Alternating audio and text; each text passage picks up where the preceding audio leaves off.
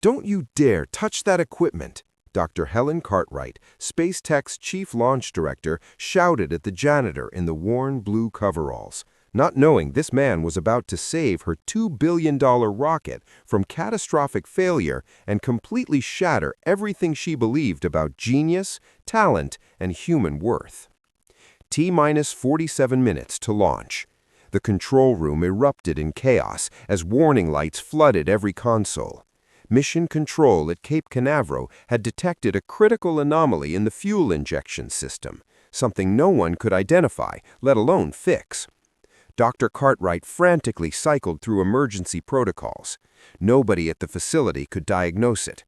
The rocket sat on the launch pad, carrying 6 satellites worth more than some countries' GDP. Abort would mean months of delays and congressional investigations. The oxidizer ratio is inverting at 0.3 microns per second, said Marcus Webb, approaching calmly with his mop still in hand. I can fix it. Cartwright's finger hovered over the emergency abort button. How could a janitor possibly know about cryogenic fuel systems? What hidden expertise was standing before her in a maintenance uniform? And why was someone with this knowledge mopping floors at 3 a.m.? In the next 45 minutes, everything Dr. Helen Cartwright believed about intelligence, credentials, and second chances would shatter completely. Where are you listening from today? Drop a comment and subscribe for moments of extraordinary justice that will change how you see the world. Marcus Webb hadn't always been invisible.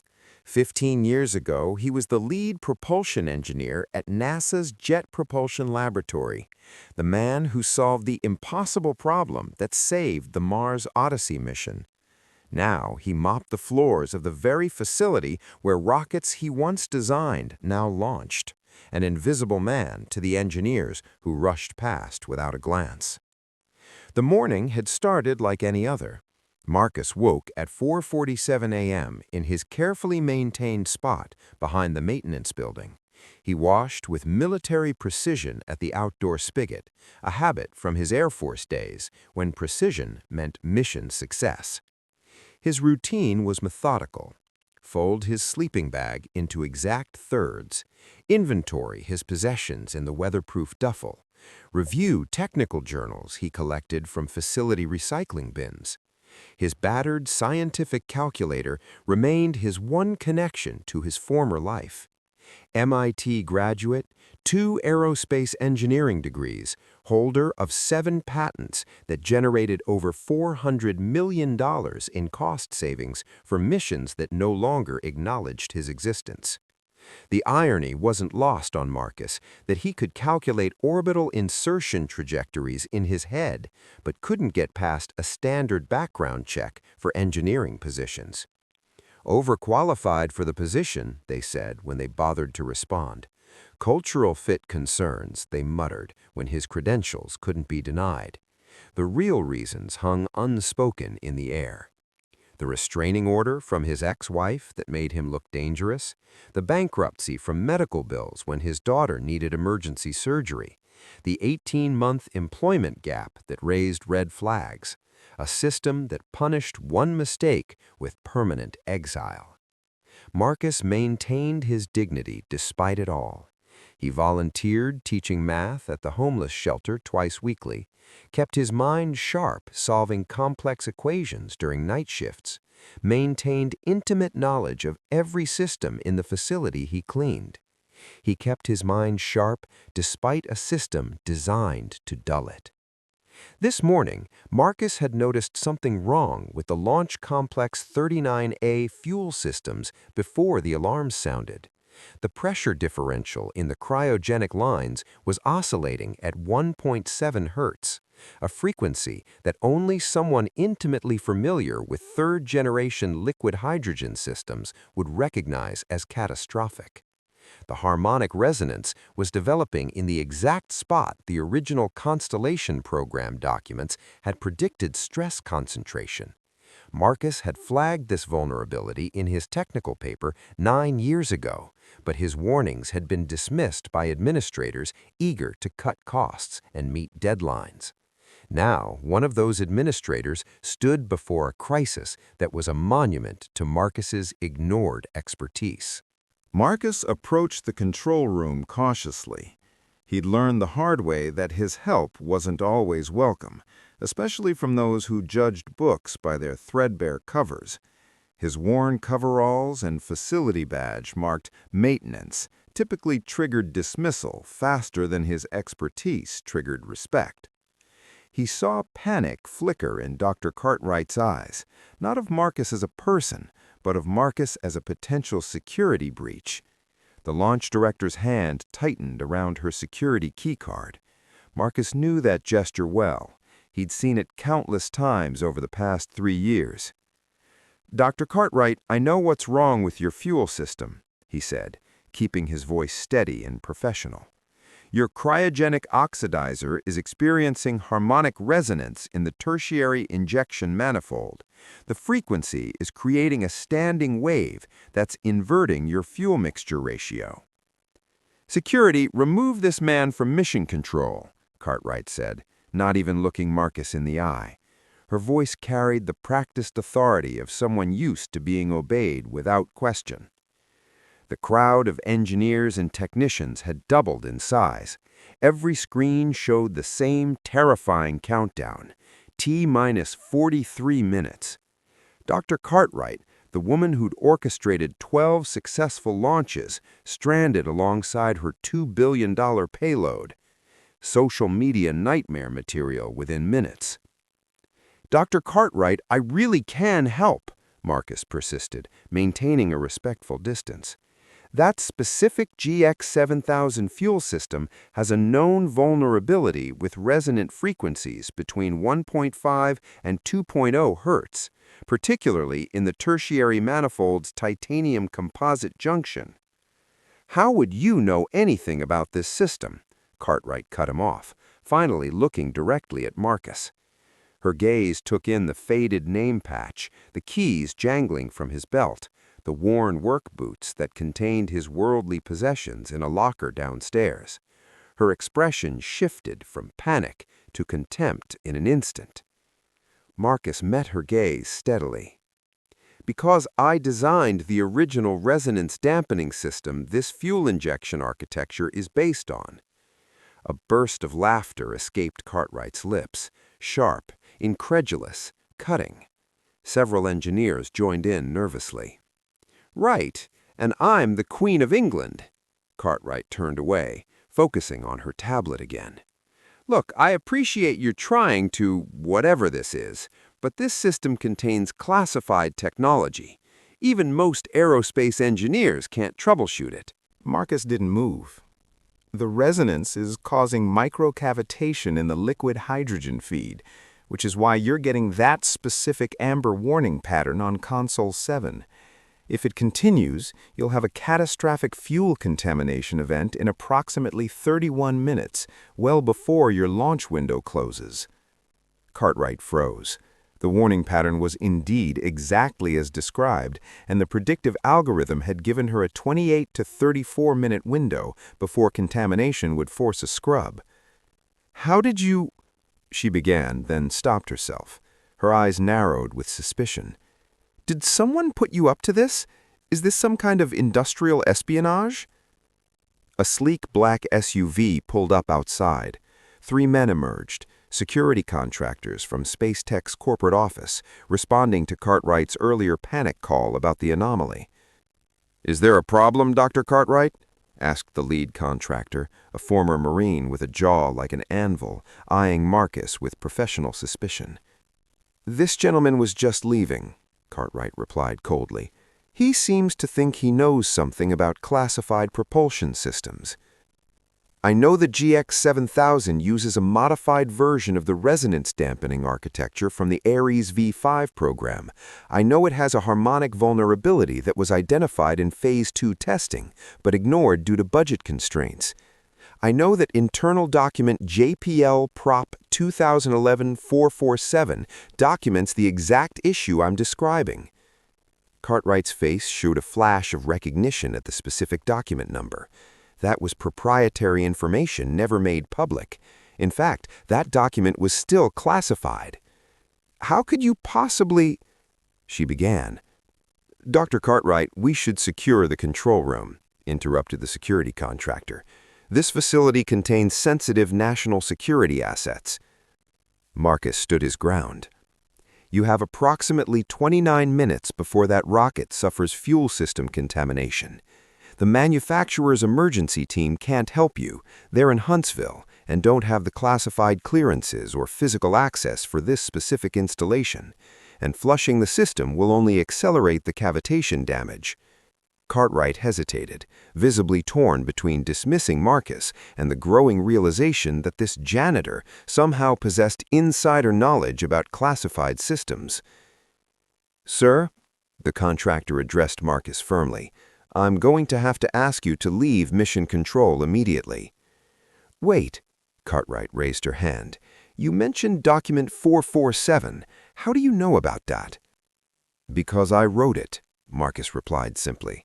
11 years ago, when I was lead propulsion engineer at JPL's Advanced Propulsion Laboratory. My name is Marcus Webb." For a brief moment, something like recognition flickered across Cartwright's face. The name meant something to her, but she couldn't place it. "Check his ID first," Cartwright interrupted the contractor's move toward Marcus. "Full background." The contractor took Marcus aside while another spoke quietly into his radio. Marcus cooperated calmly, producing his worn facility badge and expired driver's license, the only identification he possessed. When the contractor returned, his expression was grim. "No current address, no employment records for the past 3 years except janitorial work here. Some kind of restraining order on file. Background shows he stays at the men's shelter on Roosevelt Avenue." Cartwright's face hardened. She'd taken a risk even considering this option. "I'm sorry for the misunderstanding," she said to Marcus, not sounding sorry at all. "My team will handle this." Cartwright's phone rang. She answered immediately, hoping for rescue. Her expression fell as she listened. 90 minutes? That's not acceptable. The system is giving me less than 28 minutes before contamination. She paced, the engineer's whispers growing louder around her. "No, I understand it's the fastest possible deployment. That's why we pay you $40 million annually. There has to be someone closer." Marcus stood quietly, watching as the director's options dwindled in real time. "Fine, I'll prepare for abort sequence." Cartwright ended the call with visible frustration. "Unbelievable." "There won't be an explosion," Marcus interjected calmly. "The cavitation is from resonant harmonics, not pressure buildup. Explosion risk is minimal. The real concern is fuel contamination, which will cost approximately $127 million to drain, purge, and reload if the system fails completely." All 15 people in Mission Control turned to stare at him. "How do you know the exact cost?" Cartwright demanded. "Because I helped calculate the original emergency procedures," Marcus replied evenly. "The fuel replacement uses a specialized ultra-pure liquid hydrogen that requires a 7-stage filtration process. Only 4 facilities worldwide can produce it to specification. Lead time is 6 to 8 weeks. Cartwright's skepticism visibly warred with her growing curiosity. "That information isn't in any public documentation." "No, it isn't," Marcus agreed. The security contractor leaned closer to Cartwright. "Ma'am, we could call local law enforcement if this person is disrupting operations." Cartwright waved him off, studying Marcus with new intensity. "You said your name is Marcus Webb." "Yes." "And you claim you worked at JPL." "I didn't just work there. I led the Advanced Propulsion Development Team that solved the Mars Odyssey thruster crisis in 2009. The GX7000's resonance dampening system is based on that solution." Marcus spoke without bravado, simply stating facts. "Patent US 8847293B, registered in 2010. The resonance frequency threshold is 1.73 Hz, exactly what your system is experiencing right now." Cartwright's eyes widened slightly. That patent number wasn't something anyone outside the aerospace propulsion community would know. She stepped closer, lowering her voice. "If you're who you say you are, why are you—" She gestured vaguely at Marcus's appearance. "Cleaning floors for $14.50 an hour?" Marcus supplied the words Cartwright was reluctant to say. "It's a long story involving a messy divorce, medical bankruptcy, and a system that's quick to condemn and slow to forgive. But right now, what matters is that your rocket has approximately 24 minutes before contamination, and I can fix it." With Mission Control watching and her entire career on the line, Marcus made a bold claim that would either vindicate him or confirm everyone's worst assumptions. "Dr. Cartwright, make one call to verify who I am. Just one. Call Dr. Robert Kaufman at NASA's Marshall Space Flight Center. Tell him Marcus Webb is here."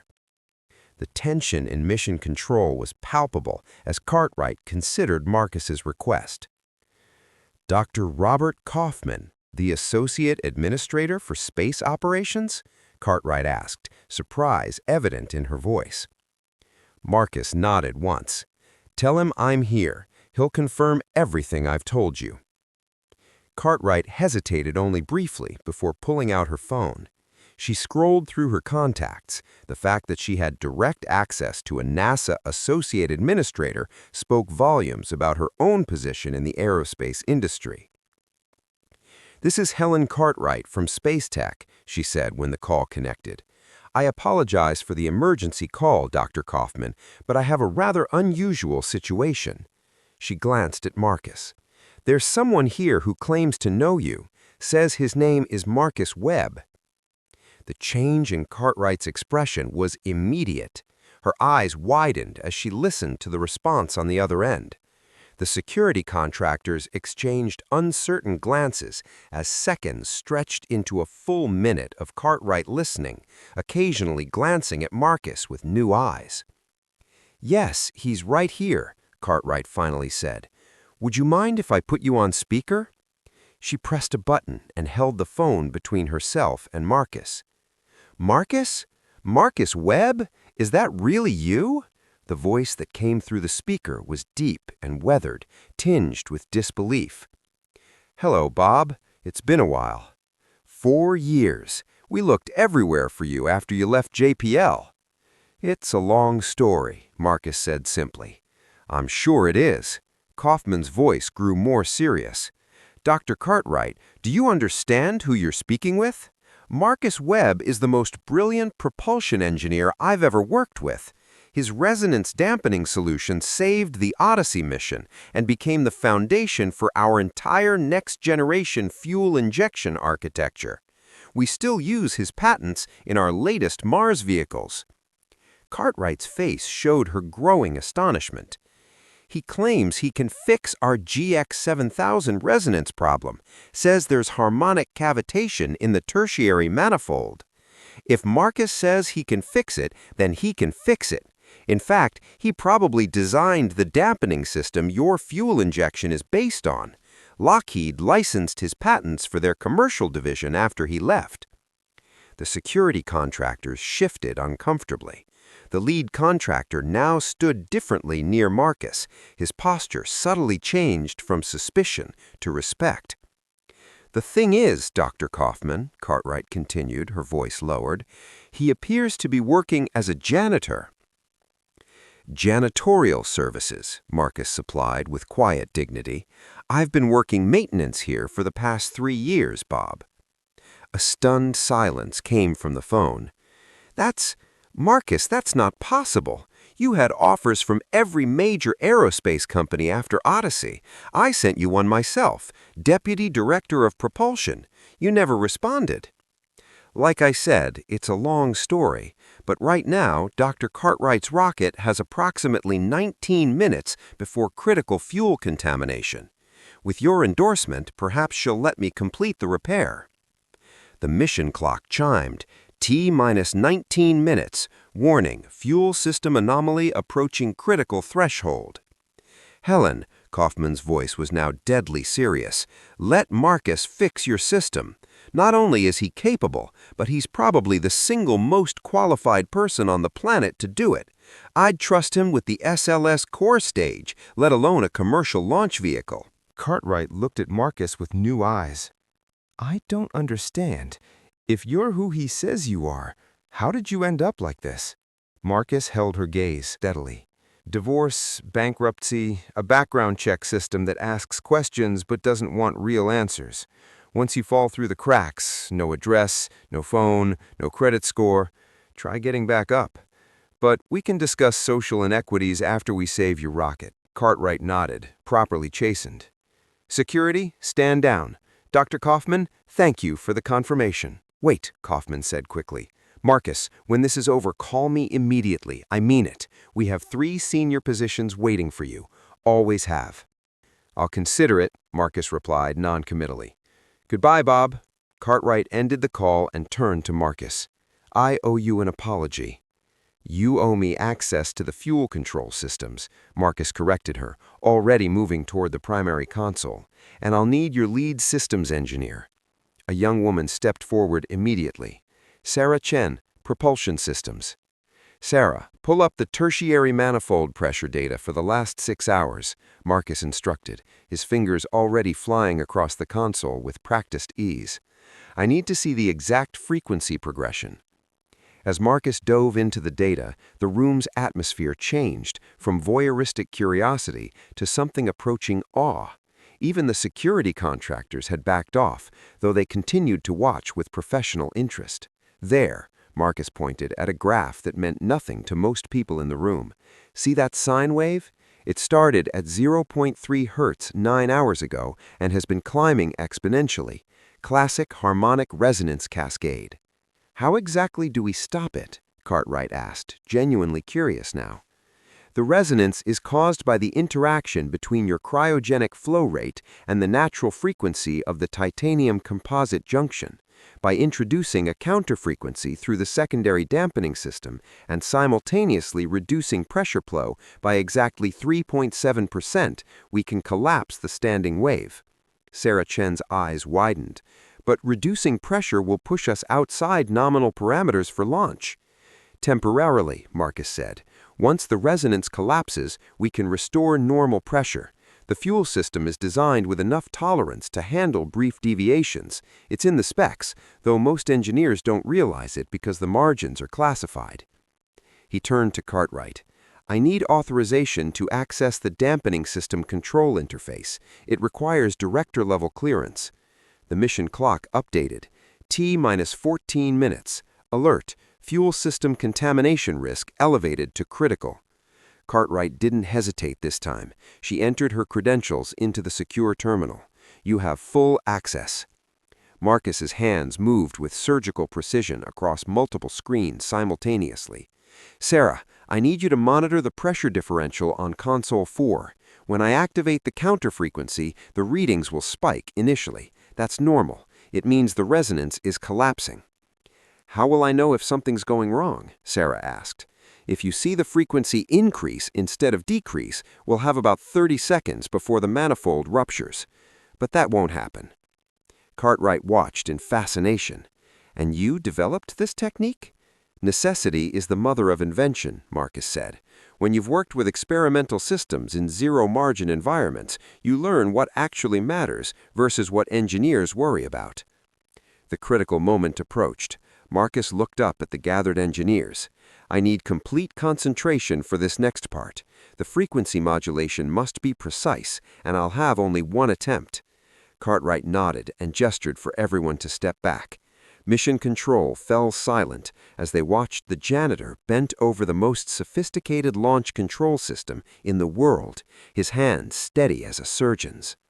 The next 90 seconds passed in tense silence. Marcus worked with methodical precision, his movements economical and confident. The gathered crowd had grown to nearly 30 people, all watching with collective held breath as the maintenance worker performed what appeared to be technical surgery on a $2 billion rocket. "Activating counter frequency now," Marcus announced. The screens erupted in warnings as multiple systems reacted to the unprecedented command sequence. Sarah Chen watched her console with white knuckles as the pressure differential spiked exactly as Marcus had predicted. Frequency is, it's dropping, 1.73, 1.68, 1.51, Sarah called out. Reduce main flow pressure to 67.3%, Marcus ordered, his eyes never leaving his screen. Reducing pressure, confirmed another engineer. The mission clock chimed. T-minus 11 minutes. Marcus made one final adjustment, then stepped back from the console. Restore normal pressure, he instructed. As the systems came back to nominal parameters, the warning lights began to disappear one by one. The amber alerts faded to green. The harmonic frequency reading dropped below 0.5 Hz and continued falling. Systems stabilizing, Sarah Chen reported, disbelief in her voice. Resonance collapsed, fuel contamination risk green, all systems nominal. A spontaneous cheer erupted from mission control. Several engineers were recording the moment on their phones. Cartwright stared at the diagnostic displays in disbelief. "That's impossible," she muttered. "Lockheed's emergency team said this repair couldn't be done without a launch scrub." "Lockheed overcomplicates things to maintain their service contracts," Marcus replied, stepping away from the console. "The repair isn't difficult if you understand the fundamental physics of resonant systems." Cartwright looked at Marcus with new respect. "How long will this hold?" "The counter-frequency permanently collapsed the resonance cascade," Marcus explained. "Your system is actually more stable now than it was before the anomaly developed. You're clear for launch." Cartwright extended her hand. "Thank you, sincerely. You just saved my career and possibly this entire program." Marcus accepted the handshake, his expression remaining composed. "You're welcome." The moment might have ended there, a brief connection between two people from vastly different circumstances, but Cartwright wasn't finished. Her natural instinct as an engineer and administrator had been thoroughly activated.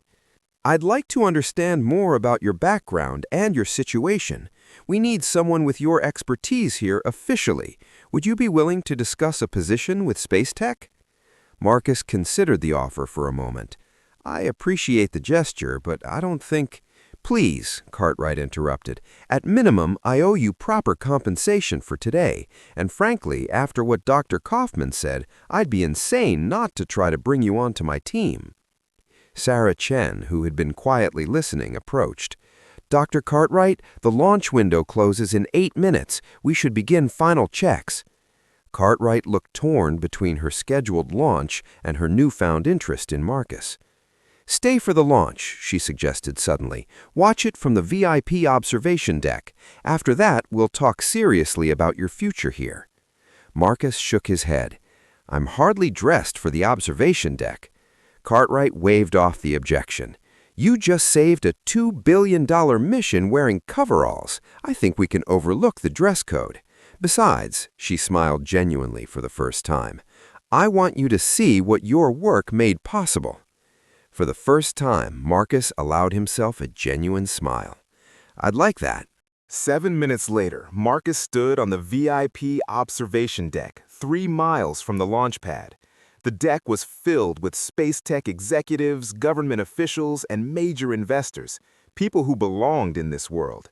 Next to him stood Dr. Cartwright, now calm and confident, and Sarah Chen, who had insisted on accompanying them. "T-minus 60 seconds, the loudspeaker announced. Cartwright leaned toward Marcus. "Before this goes further, I need you to know the position I'm offering isn't charity. After what I saw today, you'd be leading our Advanced Systems Development Division. It's a director-level position. Full benefits, security clearance restoration, relocation assistance, and a salary commensurate with your expertise." Marcus watched the rocket on the launch pad, gleaming white against the blue Florida sky. "And if my background check raises red flags?" he asked quietly. "Then we'll address them," Cartwright said firmly. "You think Space Tech's HR department is going to overrule me after you single-handedly saved our flagship launch? Besides, Dr. Kaufman already called my CEO. You have friends in high places, Marcus, even if you've forgotten that." T minus 30 seconds. The crowd on the observation deck fell silent. Every phone was recording. T minus 10, 9, 8. Marcus felt something he hadn't felt in years, a sense of belonging, of purpose, of being seen as a human being rather than a problem to be avoided. 3, 2, 1, ignition! The rocket's engines erupted in a column of fire and thunder that shook the ground beneath their feet. The vehicle lifted slowly at first, then accelerated rapidly, riding a pillar of flame into the crystal-clear sky. Marcus watched with professional appreciation, his trained eye tracking the flight profile, mentally calculating thrust ratios and trajectory parameters. The rocket he'd saved, carrying satellites that would provide internet to underserved regions across 3 continents, climbed higher and higher until it was just a bright point of light against the blue sky. "Main engine cut off," the loudspeaker announced. "Stage separation successful. All systems nominal. We have a successful deployment." The observation deck erupted in applause and cheers. Cartwright turned to Marcus, her eyes bright with tears. "You did that. When everyone else had given up, when our own emergency team said it was impossible, you saved it." Sarah Chen approached with her tablet. "Dr. Webb, if I can call you that, I just ran the telemetry. The fuel system is actually performing 4% better than baseline. Whatever you did permanently optimized the resonance characteristics." I nodded slowly. The counterfrequency realigned the harmonic nodes. It's a side effect I'd theorized but never had the opportunity to test at this scale. A space tech executive, a silver-haired man in an expensive suit who'd been watching Marcus with interest throughout the launch, approached. "Dr. Webb, I'm Richard Morrison, Space Tech CEO. Dr. Cartwright has briefed me on the situation. I'd like to personally thank you and formally offer you the position of Director of Advanced Propulsion Systems. We can discuss specifics in my office, but I wanted you to hear directly from me that you're welcome here." He extended his hand. Marcus shook it, still processing the surreal transformation of his circumstances. "There's something else," Morrison continued. "Your patent on the resonance dampening system, the one we've been licensing through Lockheed. We'd like to renegotiate that agreement directly with you. The royalties alone should be substantial." Marcus blinked. "I assigned those patents to JPL when I left." "JPL assigned them back to you 2 years ago," Dr. Kaufman told me. "Apparently, they've been trying to find you to inform you. You're owed back royalties of approximately $1.4 million. The observation deck suddenly felt very distant. Marcus gripped the railing. I had no idea." "Well, now you do," Morrison smiled. "Welcome back to aerospace engineering, Dr. Webb. We're lucky to have you." Dr. Marcus Webb stood in his new office on the 7th floor of Space Tech's engineering complex. The wall behind his desk displayed his framed patents, his MIT diplomas that Sarah Chen had helped him retrieve from storage, and a photograph of today's launch, his first as Director of Advanced Propulsion. Through the window, he could see the Atlantic Ocean and the launch pad where his journey had changed. His daughter's picture sat on his desk now. They'd reconnected after 3 years of estrangement. The restraining order had been dismissed once the full circumstances came to light. She'd cried when she learned he'd been homeless. He'd cried when she said she was proud of him. A knock on his door interrupted his thoughts. "Dr. Webb." It was James Martinez, one of the 5 formerly homeless veterans Marcus had personally hired for the engineering support team. "The prototype resonance dampener is ready for testing." "Excellent. I'll be right there." Marcus grabbed his tablet and headed for the testing facility. As he walked through the corridors, engineers nodded respectfully. Some had been skeptical at first, both of Marcus's unconventional background and of his aggressive hiring of people from non-traditional circumstances. But results spoke louder than prejudice. His team had reduced fuel system failures by 43% across all space tech vehicles. They'd improved efficiency by 7%. They'd solved problems that had plagued the industry for years. And they'd done it by looking at challenges from perspectives that traditional engineers missed. That evening, Marcus volunteered at the Roosevelt Avenue shelter, his weekly routine that he'd maintained even after moving into his new apartment.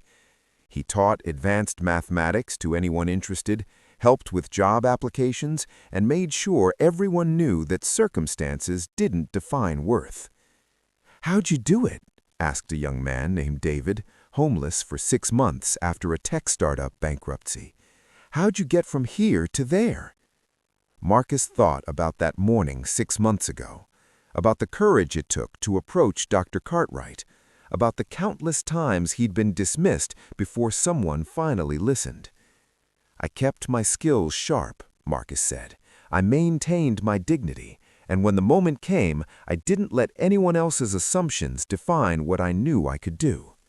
He smiled. "But I also got lucky. Someone gave me a chance when it mattered.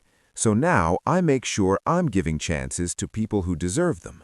That's how we change the system, one opportunity at a time." David nodded slowly, hope flickering in his eyes. "You think I could work in tech again?" Marcus pulled out his business card and handed it to the young man. "Come to my office Monday morning. Bring your resume. Space Tech is always looking for people who understand what it means to solve problems with limited resources." As Marcus walked home that night under the Florida stars, past the launch complex where rockets built with his innovations sat ready for their missions, he reflected on the journey from invisible maintenance worker to respected director. The real breakthrough hadn't been fixing the rocket. It had been the moment when someone looked past the coveralls and saw the human being underneath. And now, every day, Marcus Webb made sure he did the same for others. Because genius doesn't expire, talent doesn't disappear, and everyone deserves a second chance. If this story moved you, share it. Subscribe for more stories of extraordinary people proving that circumstances don't define worth, ability does. Drop a comment telling us, have you ever been underestimated? How did you prove them wrong?